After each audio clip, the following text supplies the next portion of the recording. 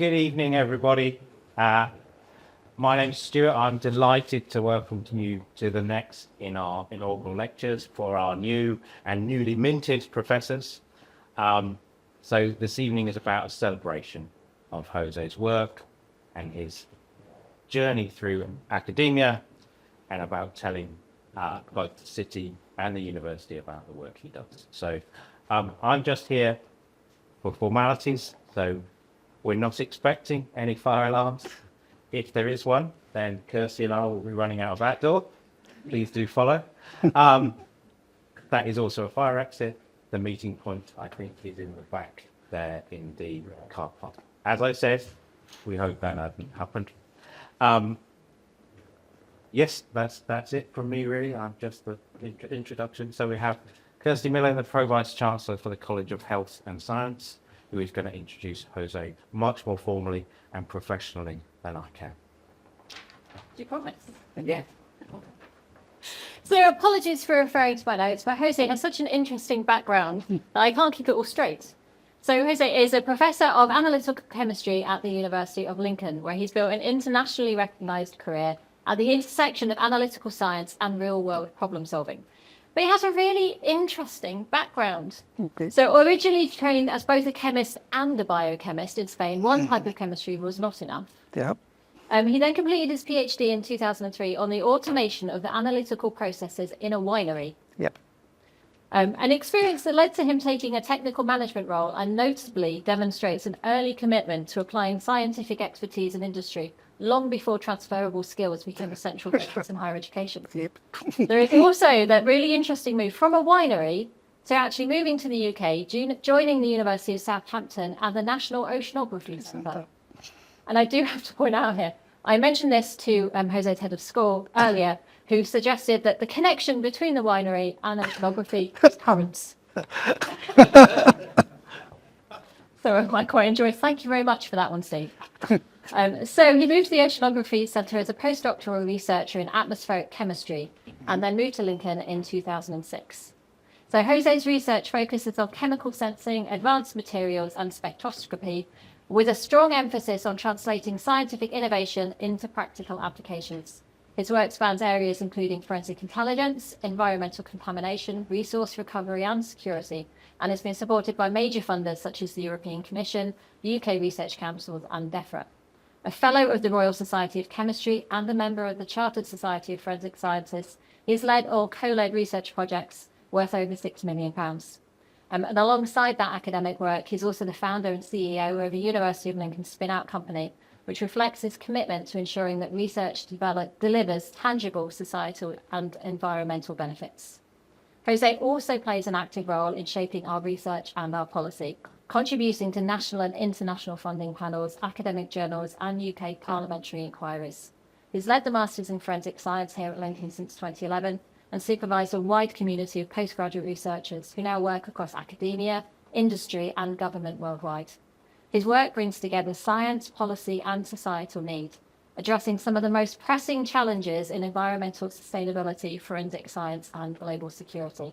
We are very pleased that Jose is one of us here at Lincoln, and I am very proud to introduce his professorial lecture. Thank you.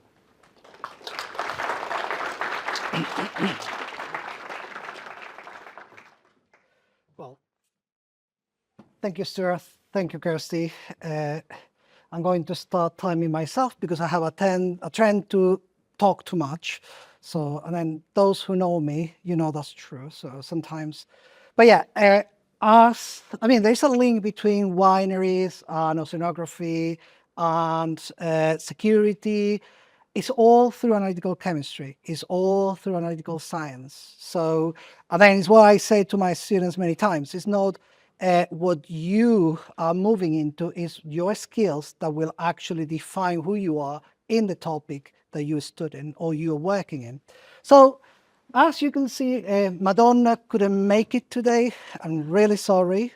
But it's all, well, we live in a material world. So I wanted her to say that, but yeah, she's not here. So, but yeah, and it's true, we live in a material world. If you look around you, we have materials, plastics, metals, even wood. Yeah, and that is something that it has defined us as humans.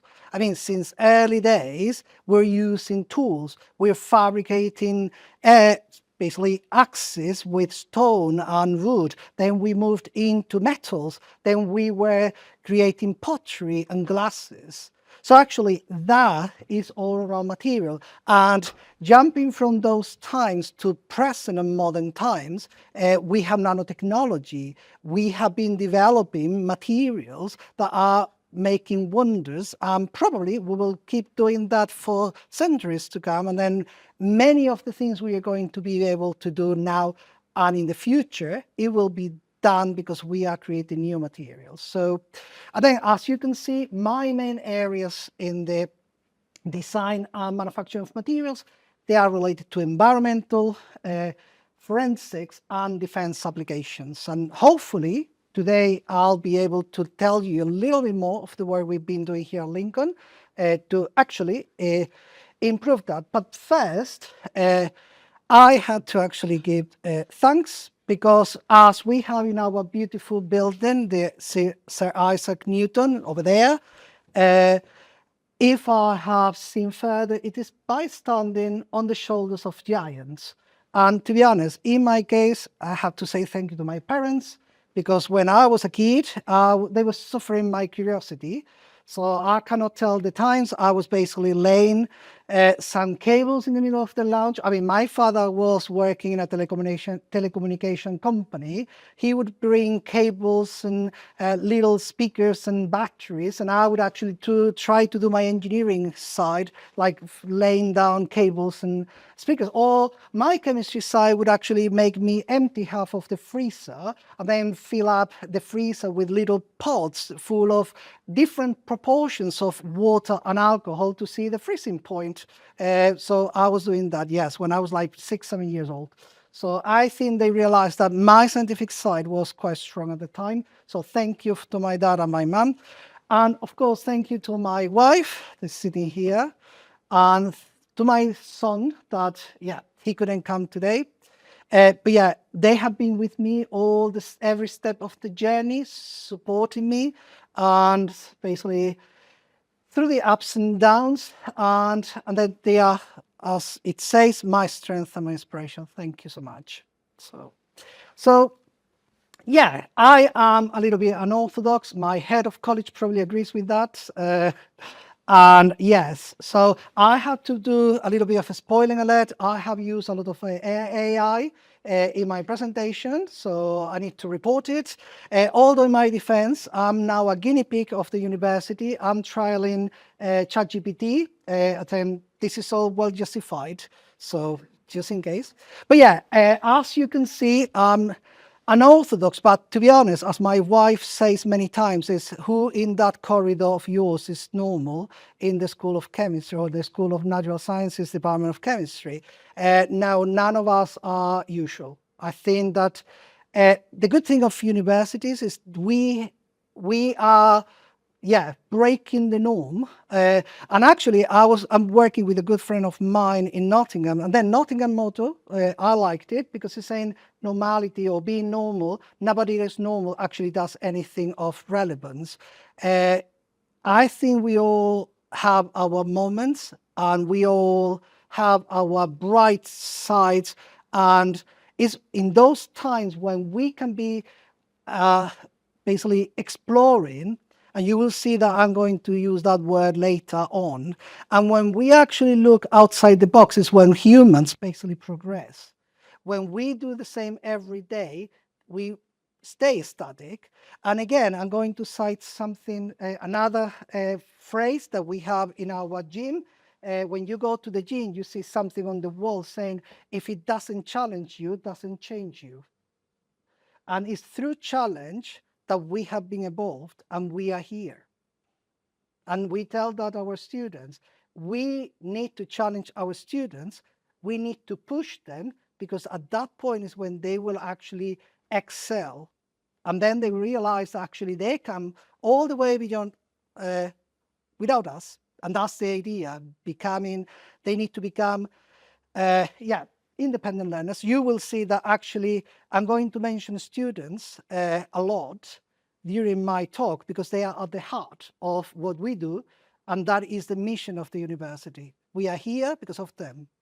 So you can see, I mean, I know this is Germanian and the atomic number is correct. I don't know what this is. But that is AI for you, hey. So, so don't trust what AI gives you, so check. But yeah, I do think in molecules. As Kirsty was saying, I try to solve real world problems. I try to build things that matter. And I do love data. I do love coffee and things that people may not know. I do love sci-fi. So, but yeah, that's the geek in me. So a little bit of my journey. You were talking about journey, Stuart. So that's true. I don't know whether you had a little glimpse of my presentation, but yeah. Yeah. So it's a journey. You will see there are more references to the journey. But yeah, the first part of the journey, yeah, I did my degree in chemistry. In those days, health and safety didn't exist, as you can see on the picture. And yeah, you've seen my outfit. Some people were referring to me and say, why didn't you bring your outfit with my lampshade hat? And yeah, but you can see that when you get a degree in Spain, you just get the gown. The hat comes when you actually doctorate. So, but yeah. And then that was 1995. As Kirsty said, I did my degree in biochemistry because I love biology. And I wanted to have my chemistry side, but also my biochemistry. So I did my molecular biology, I did my cellular biology, basically all those subjects. And I hated the restriction maps, but yeah, I survived. So, but yeah, and at the same time, I was doing my army service. So basically, I was in the army, in artillery. So that's all the smoke. That's real. That's actually, it's not AI. That is the picture they take of you in the Spanish army. So I was 26 at the time. Yeah, they have some interesting stories, like when we were going to go in army maneuvers and I have a practical session and I was asking my commander officer to go down because the base is up the hill, and then I had to go to the faculty of veterinary, is where the Department of Biochemistry was placed. And then I was asking, I do need to go to my practical sessions. And they would say, you know, you are commanding your unit here. I say, yeah, I know, sir, but I do need to go to my practical sessions. I'll fail my module. And then they actually, incredibly, they granted me access and a jeep and a driver. So you can imagine me appearing in the School of basically biochemistry with that outfit, running because I was late, and then someone my lecturer looking at me saying, I don't know what you're thinking, but you're not going in the lab wearing that uniform. So do you have decent clothing? Yeah, I had to go to the toilet, put my civilian clothing, and then go to my biochemistry, basically. And I was actually looking at the time of death of a piece of meat, just looking at the degradation of ATP in that. So actually, that was my first contact. So I graduated with all my mates in biochemistry. 2000, basically 1999, started my degree, so my PhD in analytical chemistry. And I finished my master's in environmental sciences. And you know, when my students come and say, what do you do when you're frustrated? I was kicking some other people's asses, sorry. The problem is the guy that is flying, that's me. So someone actually was beating me. But then it was a good way to eliminate all the excess energy. But then I was actually not too bad. I got some medals competing with the judo team. But yeah, I finished my degree 2003. So that was me. And then 2004, I was basically joining. Actually, my PhD was in a winery because my PhD was knowledge transfer. Is interesting because now I'm deputy director of knowledge transfer. So maybe destiny, fate, I don't know. But yeah, I have always been related to industry, maybe because we were trying to solve problems. But yeah, I became the technical manager in the winery. And then a year later, I started the second part of my journey in England. So I joined the National Oceanography Centre, NOC. I think they changed the name because it was before Southampton Oceanography Center, so SOC. And then people didn't like the word SOC, like, where are you working, the SOC? No. But yeah, I was just basically 100 miles, no, not 100 miles, 100 yards away from the Titanic dock. So yeah, I think I spent 2 years there. I learned my chromatography very well. I was in the army, putting that machine into pieces and then assembling, disassembling. In 2006, I joined the University of Lincoln, and the first thing they did is send me to actually teach forensic science. Even I didn't have a clue about what forensic science was. But yeah, I learned all my fingerprints and my BSCs that we have in the science building. And yes, I learned to be a lecturer because I was part of I didn't put that there, but then for a year, I was a school teacher. So I was teaching basically 12, 13 years old. And I remember my head of college at the time, I said, don't worry, if you can deal with 12, 13 years old, university students will be a piece of cake. So but yeah, and then they tried to kill me. So those days where we had the forensic balls, and then you see this, you cannot read, but then my nickname in that time was Dr. Atom.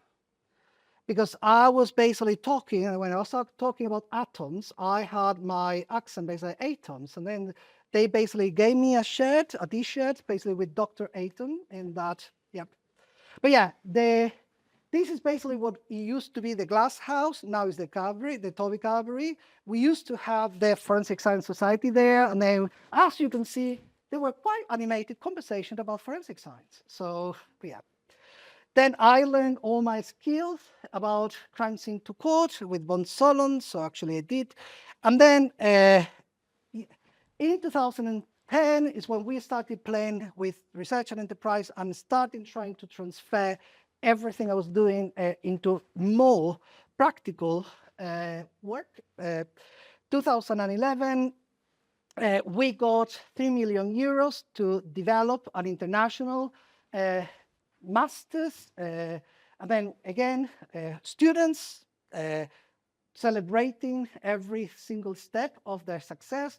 Internationalization, we were trying to expand. We went to China, we went to Thailand, we went to many places, the US. And then every time we were taking the name of Lincoln, so actually people could know that actually we're doing fantastic science in this university.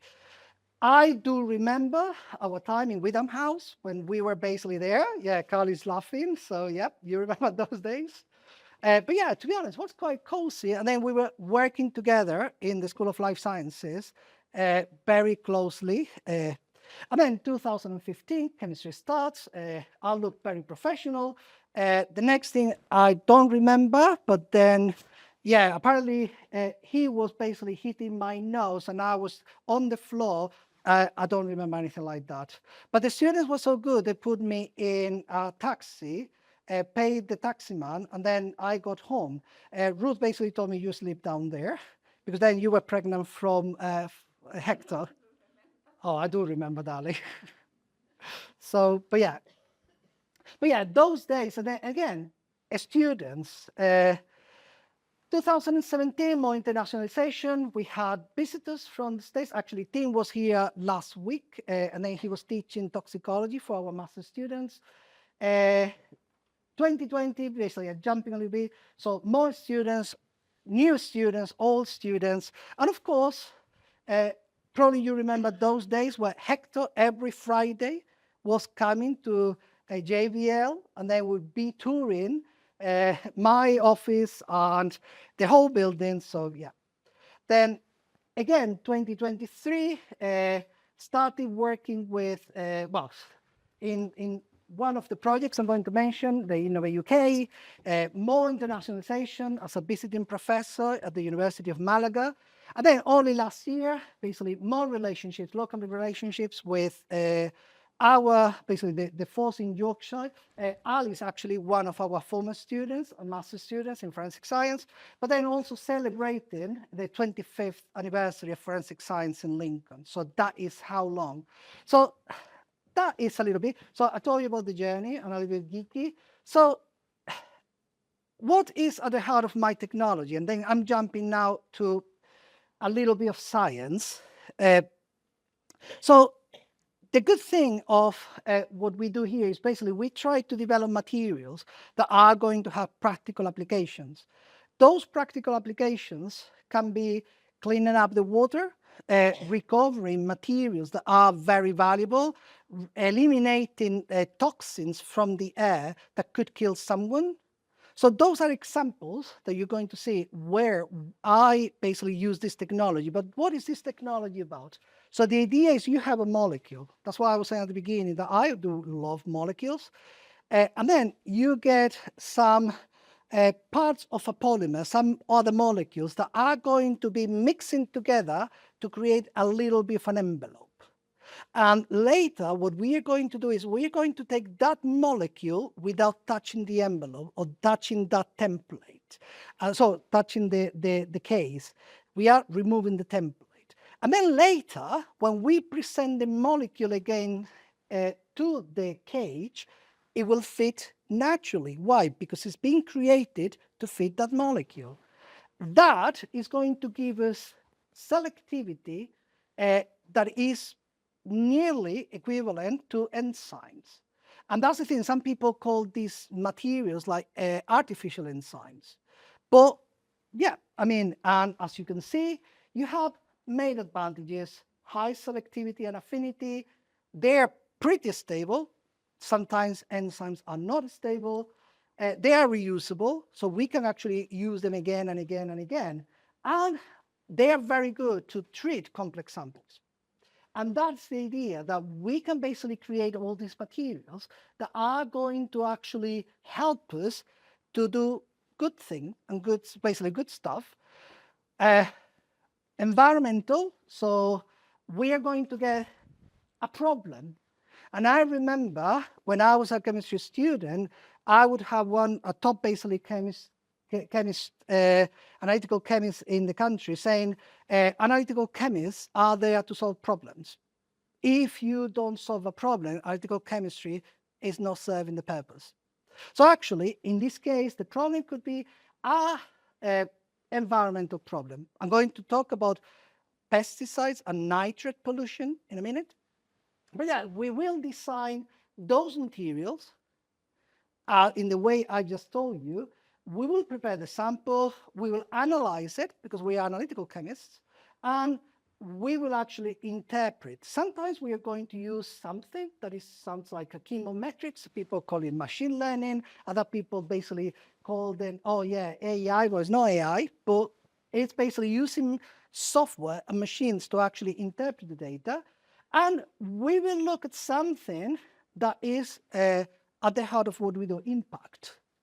Because to be honest, I have always said that, yeah, we publish papers, but when we publish a paper, one thing that we need to check is what is the impact of what we are doing.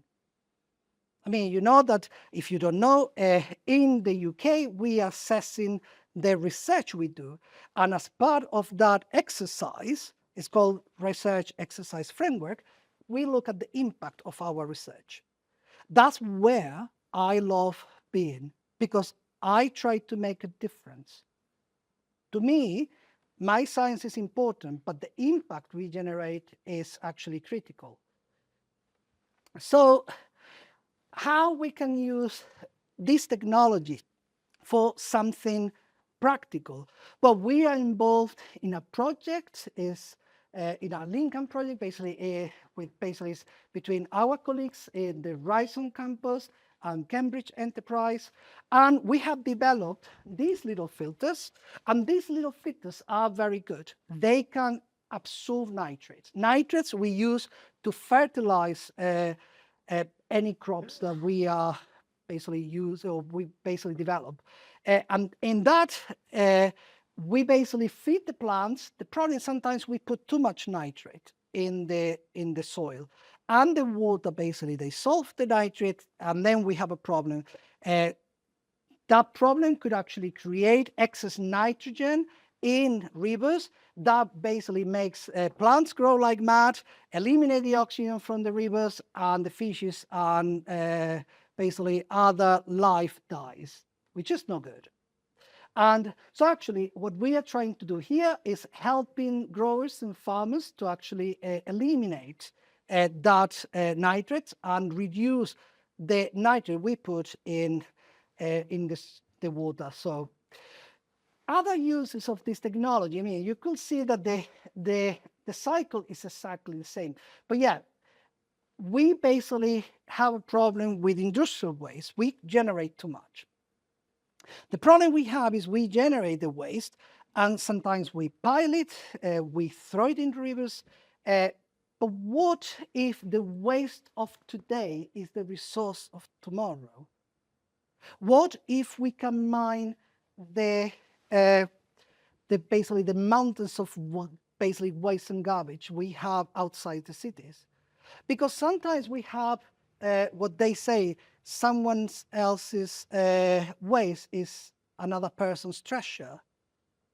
So what if we can recover that? That's what we have been trying to do using these wonder materials. Some people use ion exchanges, some people use membranes, some people use other composites and functional materials. We are using polymers, our molecularly imprinted polymers. Again, we are going to use these machines that we have, but yeah, and based on that, I'm going to talk about another problem. Another problem is a geopolitical problem. We need resources. And the problem we have these days is the resources are scarce. And sometimes the resources are not, basically they're accessible, but the problem comes with processing and who's actually controlling the process of transforming a mineral into something that industry can use. You can see that in many processes, China is ahead of the game. And we here in Europe, we are not that good at basically processing those materials. The problem as well is sometimes, and rare earths is, I mean, you probably have heard some presidents of certain countries talking about rare earths, even threatening to invade other countries because they want to control the minerals. And yeah, what if I tell you that sometimes we can learn to get the waste and transform that waste into something that is actually really valuable, but not only economically, also from a strategic point of view, to become independent from the supply that comes from a different country. So that is a little bit that what these people is a critical mineral association. So basically that's based in London. It's actually a quite powerful lobby for the government, any government, because they work as basically a cross-party like agency or basically association. And they have been pushing any government that has been in power in the last 5-6 years to look at what we produce, look at what we need, and then make something about it. We need to process, we need to have stockpiles of that. So what I'm going to show you is a little bit of the technology we developed here in Lincoln. So we have one of those materials, it's called rhenium. Rhenium is actually part of jets, engines. I mean, the blades for power, to generate power also contain rhenium. Rhenium is the heart of the durability and the strength of these superalloys. What if I tell you that actually we developed a method here where we were actually dissolving the parts of the engine, we were actually leaching it, we were basically absorbing it in our materials, and we were recovering that material. I mean, that was so good that we actually published it, but not before we actually got a patent application, and then we did that. So this is an example how these materials can actually work in real life to actually solve these problems. Not only that, we also got some money from Inaugural UK to develop materials to extract, and I need to check, no, that's sorry, to extract yttrium and scandium. They are not properly rare earths, but they are very associated and they are very important in industry. So we got some money from Inaugural UK to work jointly with this company that is literally down the road, basically in the Bull building, so in the Lincoln Technology Park. And then we develop these materials and we develop methodology that can be used to actually extract it. We did the job. I mean, one of my students, are you there, Finn? So he did the job. And now basically we are trying to find ways to actually scale it up. But yeah, because of that job, we were invited to go to Westminster. Basically, we presented the work we did there. And that is something that, again, that tells you how important these basically materials, basically to build resilience, basically rare earths, independence through innovation. So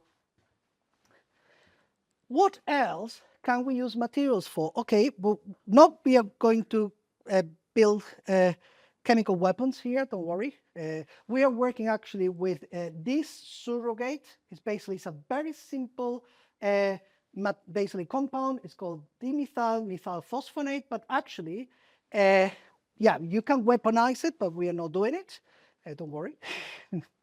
But yeah, that is a very good indicator that is used when you want to actually mimic what you get from a chemical weapon. I mean, you all know the effects of chemical weapons in basically in the UK, Novichok, the attacks by the Russians on our soil. But yeah, so what if I tell you that actually we've developed technology to eliminate it, to trap chemical weapons?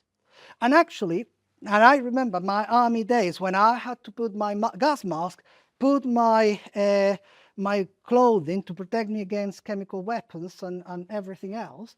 The problem we had with those masks is you never know when they saturate. You never know when they are actually useful, or if you have 10 minutes left of that gas mask. So can we actually create something first that is going to last longer, second, that is going to tell me when I need to change my gas mask and put another one? But that was the principle behind that. So again, we have a polymer, or better said, a monomer, chitosan. Chitosan is actually a natural material.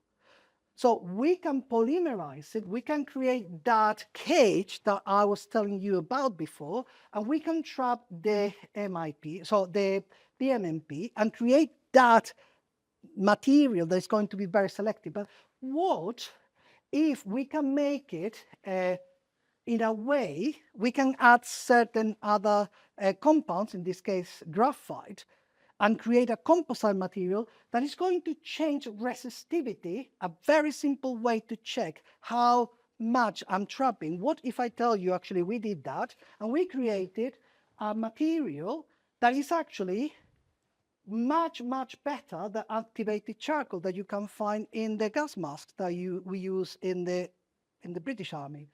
And then we basically saw that the capacity was much better, but also the clever part is when you actually look and you see that I'm all right, green area, I'm beginning to get worried, amber, yes, change it because it's saturated, and only because I have a change in resistance that I can monitor with an LED.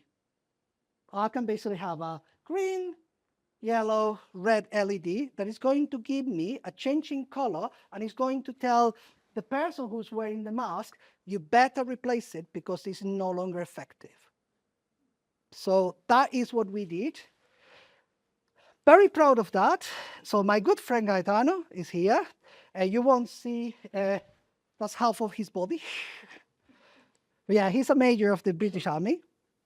And basically, he took our research to Madrid and very kindly presented it to a group of NATO officers and he won a prize. So that's your Martelet Cup. So, and yeah, and exceptional research, outstanding presentation, that was your job, and well-deserved recognition. So actually, it's something that we presented, we published, but also it's being recognized by NATO officers that actually is a step forward in defense in terms of personal protective equipment. So something that, coming back to me, that I'm very proud of have done, and I still do, and is as my role as an evaluator. Why? Because I love science, but as a scientist, I love doing research. I enjoy the challenge. I enjoy talking about my research. I enjoy going in the lab, and I enjoy making a difference. But also, I feel that I have a responsibility with other scientists. And then, as part of that responsibility, I have been working for the UK Research Councils. Also, basically, I'm a member of the Finnish Council. Also, have been working with the Science and Technology Council in Portugal, European Commission, and other research bodies in Europe to actually assess evaluations. I mean, I do lots of these evaluations, but then we can basically learn. I learn a lot, but also I can give my views on someone else's research and whether I believe is worth investing. So my areas: materials, environment, circular economy, of course, analytical chemistry, defense and security, and then air quality and emissions, sensors. So actually everything I've been telling you about. And of course, something that, coming back to my roots, when I was a PhD student, I was doing my PhD in that industry, in that winery, that's where my technical experience and my industry experience becomes basically very, very important. Because now I have my role here, and I'm trying to help colleagues to actually develop that science into something that is going to be commercial, good for the university, but also good for the country, good for the local economy, and good for, just making our science applied. So, I mean, we've been doing some work. I mean, we've been doing KTPs, working with companies. Again, this is the project I was telling you about with Innovate UK, but also basically some defense-linked research. And then now I'll tell you my future plans very soon. But yeah, and then helping others through technology transfer and impact. And that is also something that I like doing, because I love helping people, and I really want to see colleagues basically going further and apply that science. So as part of that role, this is my little baby, hopefully soon to be a company, basically in the, so we call it pre-spin out. We are developing a patent as soon as basically we are ready. But yeah, we have already got some money from DEFRA to actually develop filters for ammonia. Again, more materials that are going to actually eliminate ammonia from the environment. And then you could be thinking, where do I get ammonia from? Chicken poo? And actually 70% of ammonia emissions in the UK come from the agricultural sector. And then we develop filters to actually eliminate them. So, but yeah, this is the motto of the company: let's step forward into a brighter and cleaner future. So, and that is what we want to do. And hopefully, basically, we've been using the companies or the pre-spin out already in grants, successful grants. Again, gives the university credibility in terms of we develop science, but we apply that science to make a difference. So what the future holds? We just basically got £300,000. I mean, The bigger project is 3 million, but then we just get 300. And what we are going to do is security. We are basically designing, and then Finn, that's going to be your job soon, so no pressure. So we are going to be designing filters, and we are going to trap these drugs. Nitazens, they are beginning to be a problem. So before they become a problem, we are trying to solve it or find a solution. Fentanyl, not a big problem here, thank God, but the Americans have a massive problem with fentanyl. And then synthetic cannabinoids that, yes, we do have a problem with synthetic cannabinoids. So what we are going to do is create these materials, trap them, and then with a company in Spain and other companies in Italy and 3 police forces in Italy, in Spain, and Estonia, we are going to actually test them to create an analyzer that's going to be able to identify these drugs in environments. So the idea is going to be like a Hoover, where you're going to actually suck the air, and then you're going to detect in very, very small amounts. We are talking about quadrillions, parts per quadrillion, PPQs, which is teeny tiny amounts. So, again, this has basically been influenced by the technology we have in our company. Actually, the company is already named in the grant, so that helped. So, but yeah, also we are just talking to 2 defense companies. I'm not going to say the names because we are just talking, and then we are going to improve some characteristics in our submarine fleet, and I cannot tell you what it exactly it is, but if we are successful, it will greatly enhance basically how our submarines operate, and yeah. So yeah, also working in grants, again, with Nottingham, we are preparing some filters to actually eliminate parasite drugs that eliminate parasites in veterinary science. So a good friend of mine is a professor in parasitology in Nottingham. So we are developing, I will be developing the material. He's preparing the whole grant application in terms of how we can actually include this technology to clean up the water after washing pets, and how vets can actually use this. Again, very practical problems. And then some other research with Scotland, with the Robert Gordon University in terms of recycling of materials or compounds from waste. So, and again, keep working with companies like GSA, I mean, FCC, basically people that actually run the incinerator in Lincoln, but then also all the waste generated, the domestic waste generated in the UK, and of course, trying to get the patent for clean up the water. So I have another student over there, Ajaji, where are you? Oh yeah.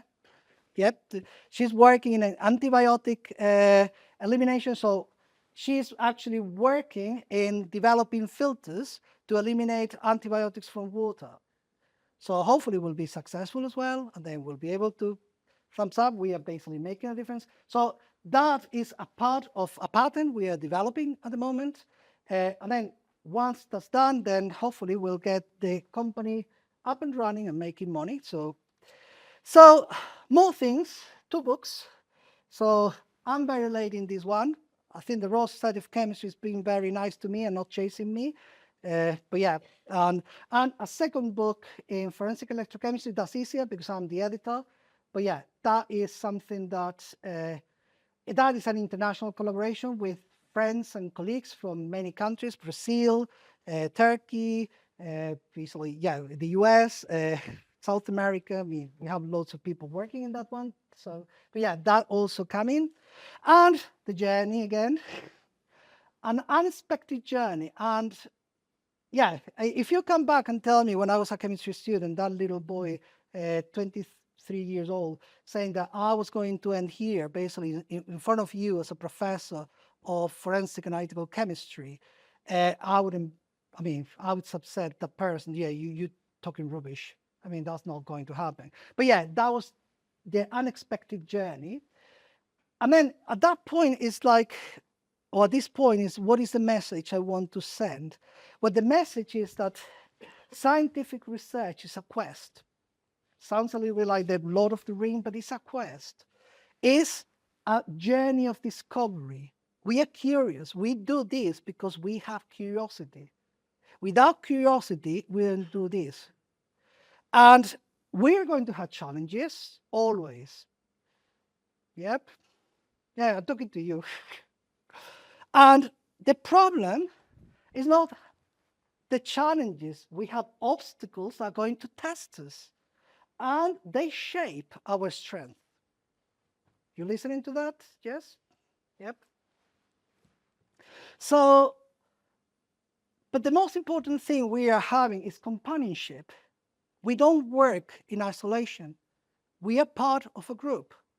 I have wonderful colleagues. I have wonderful students. I have friends that are here today, and they have been in that unexpected journey, talking to me, having drinks, talking about science, talking about rubbish. Doesn't matter, but we are together. And we help each other. And we have a purpose. What is my purpose? Makes life better, makes a difference. Create those materials that are going to help people. And of course, the legacy. My legacy is not going to be a million papers. My supervisor, my PhD supervisor, I think she wrote like 1,000 papers. I mean, she was basically editor of Talanta. She was a very well-known chemist. Yeah, and I talked to her a lot. And yeah, but I don't, my legacy is what she says now, is you guys. My legacy is not going to be my papers, my patent, my company. My legacy is going to be that I hope that my students will be curious enough to basically walk that way and actually make a difference. And when I'm not here, because nobody is actually eternal, they will remember me because I was inspirational. And that is, well, thank you. So, the other things, I told you I was going to be geeky. We have to go and boldly go and explore. And that is our mission. And the next generation, sorry guys, I'm putting all the pressure on you. So the one here. So you're going to have to actually do the job that we cannot finish. Because as I said, we're not immortal. And that is human history. This is a relay run. I'll pass the button, someone else carry on running. That's the way humans advance in science. And at some point, I will retire and someone else will be doing this science or different science or more exciting science. The future is you guys, our students. So, and of course, when life seems hard, sometimes it looks hard. The courageous do not lie down and accept defeat. Instead, they are all the more determined to struggle for a better future. She said that. We don't lay our arms and accept defeat. We fight. And we make the world a better world. So thank you. Sorry, Madonna, you couldn't make it. But yeah, thank you very much for listening. I hope that you enjoyed. So 44 minutes.